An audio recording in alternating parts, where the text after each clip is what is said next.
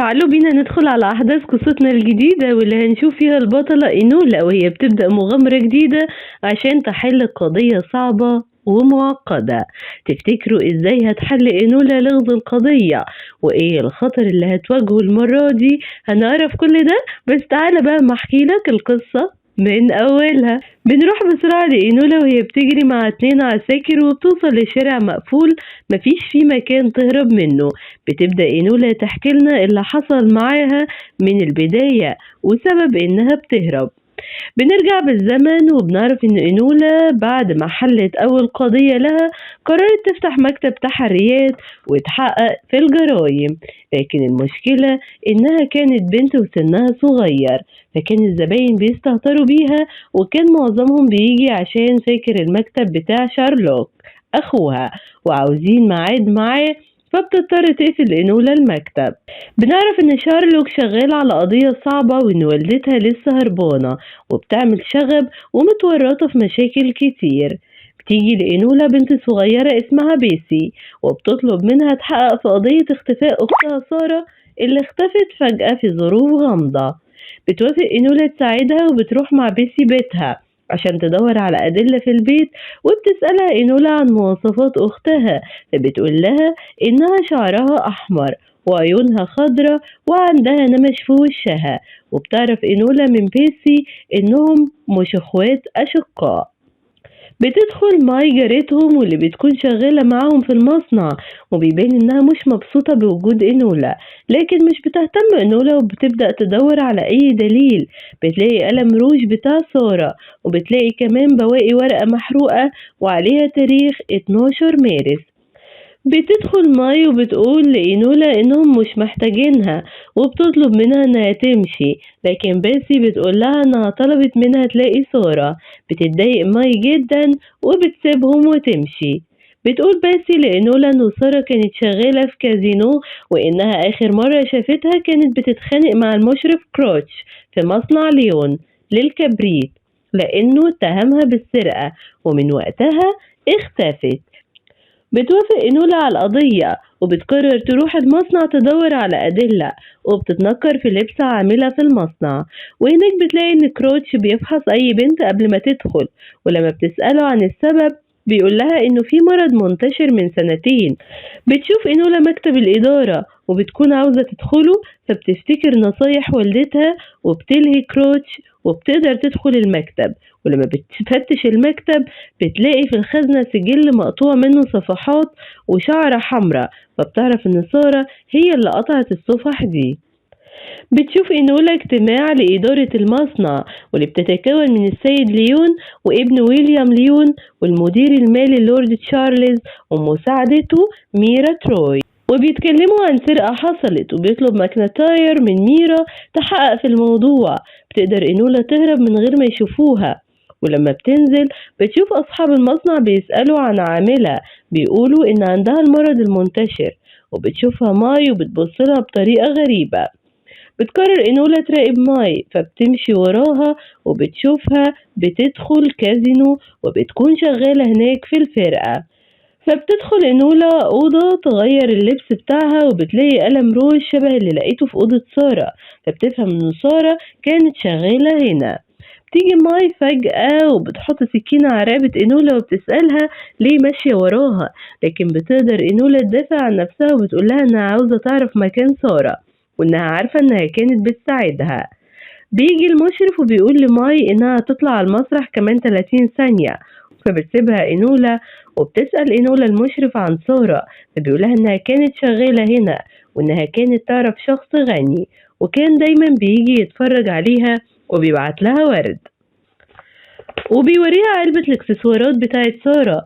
فبتلاقي إينولا فيها جواب، ولما بتسأل المشرف عن اسم الشخص اللي كان بيجي لسارة فبيقولها إنه ما بيعرفهوش، فبتمشي إينولا.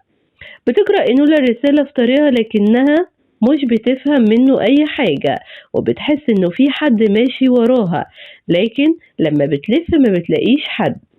بتكمل طريقها وبتشوف شخص سكران خارج من مطعم وبيطلع أخوها شارلوك، فبتاخده توصله للبيت، ولما بتدخل بتلاقي البيت مبهدل ومش منظم.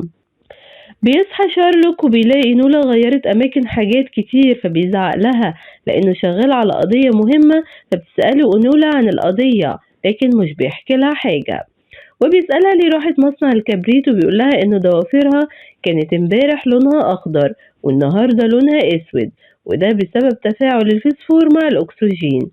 وبيقول لها إنه في علامة على رقبتها ودي أثر سكينة، وبيسألها ورطت نفسها في إيه، لكن إنولا بترفض تقوله وبتسيبه وبتمشي. بتروح إنولا تقعد لوحدها وبتشوف ماركيس وبيسلم عليها وبيقول لها لو احتاجت أي مساعدة تكلمه، وبيمشي. بتحاول إنولا تفهم المكتوب في الجواب بتاع سارة، وبتقدر تفك الشفرة اللي فيه، وبتفهم إنه في عنوان مخفي في الرسالة. بتروح إنولا على العنوان وبيكون المكان مبهدل، وبتلاقي ماي مطعونة فبتحاول تساعدها، وبتلاقي ورقة في جيبها فبتاخدها وتخبيها. بيدخل المحقق ليستراد فجأة وبيسألها عن سبب وجودها هنا، وبيكون صديق للعيلة. فبتقوله إنولا إنها جت ولقيت مايك كده، وبتسمع صوت العكاز اللي سمعته قبل كده ماشي وراها في الشارع. وبيدخل رئيس الشرطة جرايل وبيتهمها إنها هي اللي قتلت ماي. بيأمر العساكر تقبض عليها، فبتضرب إنولا العساكر وبتهرب من الشباك. وبنفهم ليه إنولا كانت بتهرب في البداية. بتنجح إنولا إنها تهرب من العساكر، وبيروح المحقق ليستراد لشارلوك البيت وبيسأله عن إنولا. بيحاول شارلوك يفهم اللي حصل لكن ليستراد مش بيفيده، فبيفتح شارلوك الباب له وبيمشيه. بيشيل شارلوك اللوحة وبتخرج إنولا من وراها، بتبدأ تحكي لشارلوك اللي حصل وإنها كانت هتقع وهي بتهرب من فوق البيت، لكن قدرت تلحق نفسها وبدلت هدومها مع ولد شافته في البيت. وبتوريه الرسالة اللي لقيتها في صندوق سارة، فبيفهم بسرعة إنها عنوان، وبتوريه الورقة اللي لقيتها في جيب ماي. لكن شارلوك مش بيفهم منها حاجة، وبينصح إنولا تبعد عن القضية وهو هيحقق فيها، لكنها بترفض. وبتسأل إنولا شارلوك عن قضية، فبيقول لها إنها قضية اختلاس أموال، وإنه المجرم بيحب الألعاب وذكي، ولحد دلوقتي مش قادر يلاقيه، وبيسيبها في البيت وبيخرج.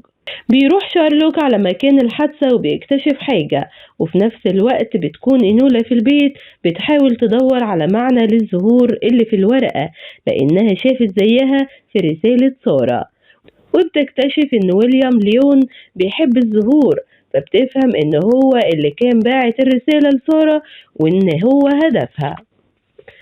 بتشوف الجرايد إنه أصحاب مصنع الكبريت عاملين حفلة، فبتقرر تروح على الحفلة. بتتنكر إنولا عشان محدش يكشفها، وبتشوف اللورد ماكناتاير وهو بيتكلم عن السيد ليون في الحفلة، وبتكون إنولا محدش يعرفها. وبينتقد الكل فستانها ما عدا بنت جميلة اسمها سيسلي، بتقول لها إنها شايفاه شكله حلو.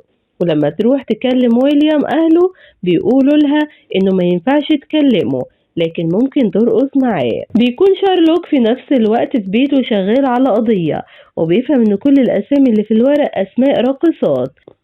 بتروح إنولا تقف لوحدها، وبتيجي ميرا تروي وبتقول لها إنها حاسة إنها تعرفها، وبتقول لها إنها لو عاوزة تتكلم مع ويليام ترقص معاه، وبتديها مروحتها.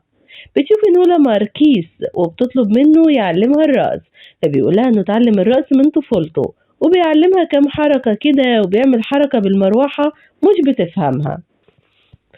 بتشوف إنولا سيسلي بتتكلم مع ويليام وبعدين بتسيبه وبتروح تقف مع ماركيس، فبتحس إنولا بالغيرة منها.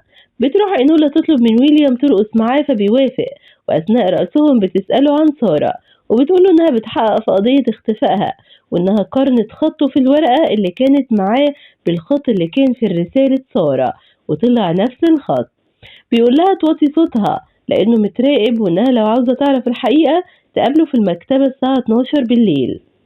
بيكتشف شارلوك في نفس الوقت إن أول حرف من كل رقصة بيكون جملة سررت بلقائك شارلوك، وبعد ما بيحل الألغاز بيطلع له اسم موريارتي، لكنه ما بيقدرش يعرف مين صاحب الاسم.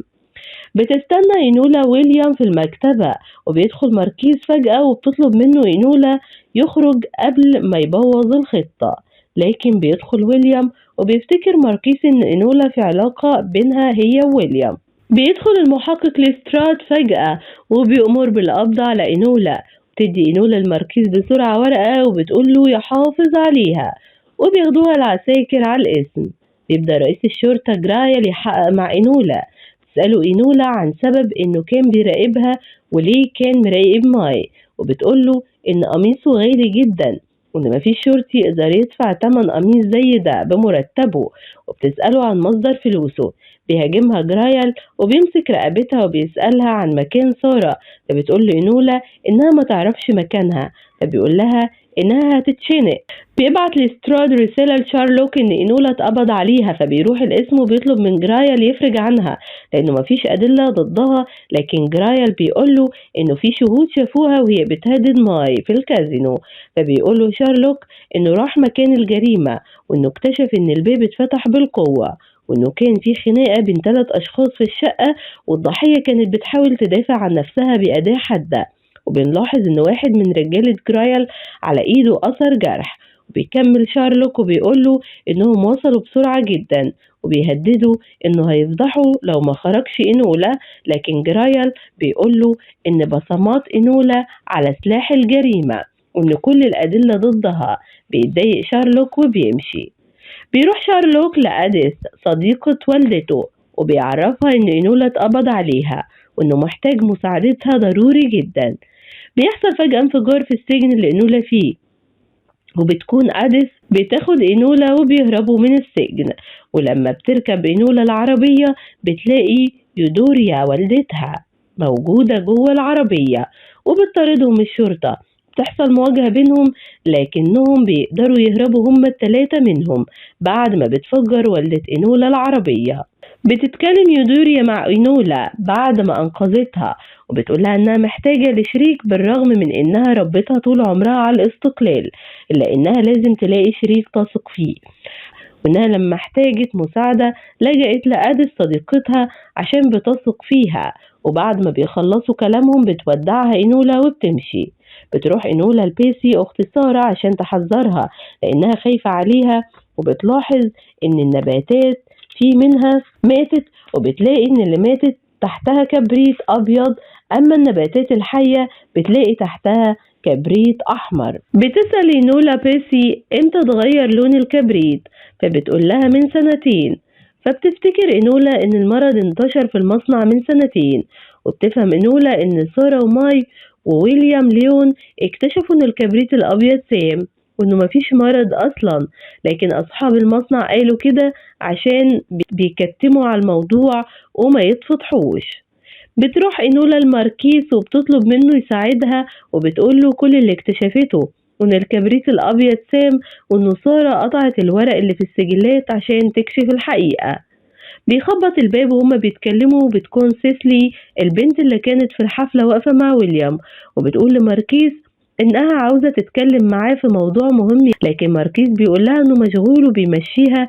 وبيرجع لإينولا وبيقول لها ما تفهمش الموضوع غلط وإنه سيسلي كانت عاوزة تكلمه في موضوع هيغير مستقبل المصنع. بتفتكر إينولا إنها شافت لبس سيسلي قبل كده لما راحت لماي الكازينو، وإنها شافت أثر فسفور على ضوافر سيسلي في الحفلة لما خلعت الجوانت، وبتفهم إن سيسلي هي سارة وإنها كانت طول الوقت قدامها. بتخرج إينولا بسرعة وبيلحقها ماركيز، فبتفتكر الحركة اللي عملها ماركيز بالمروحة لما كان بيعلمها الرقص وبتسأله عن معناها، فبيقولها إنه معناها إنه بيحبها، فبتعترف له إينولا إنها بتحبه هي كمان. تفهم إينولا إن سارة وويليام ابن صاحب المصنع كانوا على علاقة ببعض وإن ويليام كان بيساعدها لأنه مش موافق على اللي بيحصل في المصنع.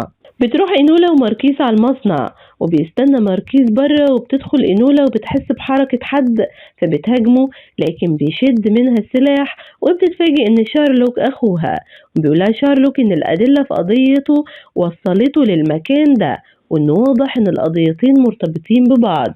بيبدأ شارلوك وإينولا يبحثوا عن أي دليل في المكان وبيلاقوا جثة ويليام على الكرسي، وبيكتشفوا من الأدلة إن القاتل هو اللورد ماكنتاير وكان بيحاول يدبسها في جرايل.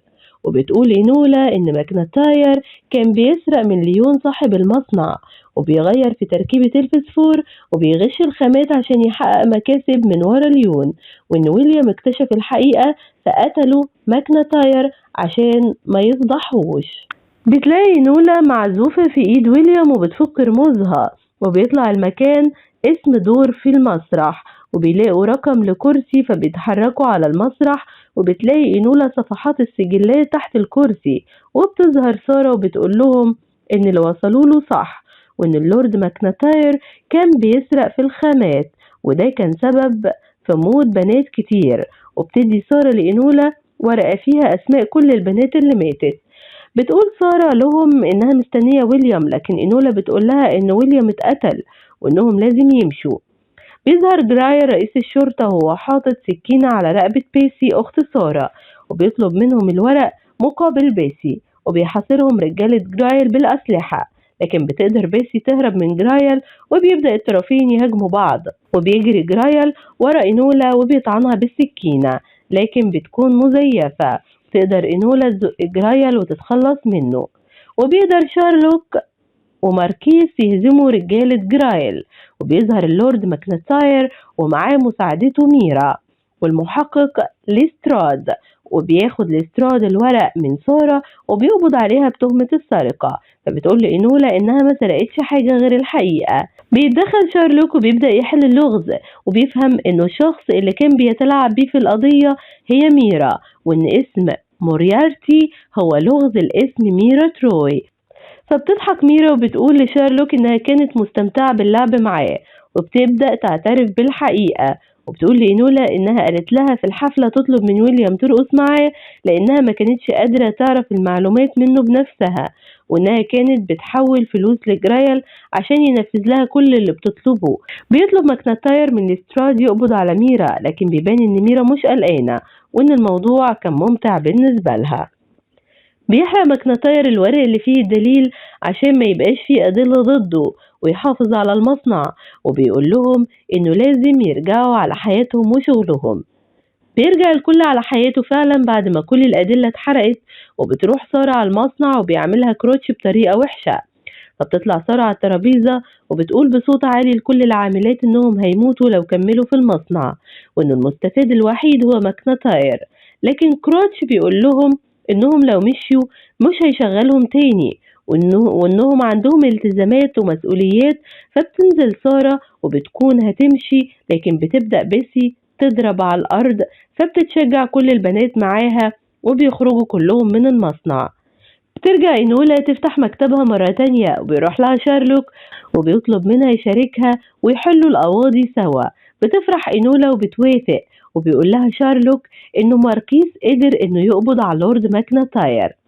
بتخرج إنولا مع ماركيس يتمشوا، بيشوفوا شارلوك في الجرايد خبر هروب ميرا تروي من السجن بكل سهولة. وبنختم أحداث قصتنا على كده، واللي هنختمها معاكم بمقولة الثائر الحق هو من يثور لهدم الفساد.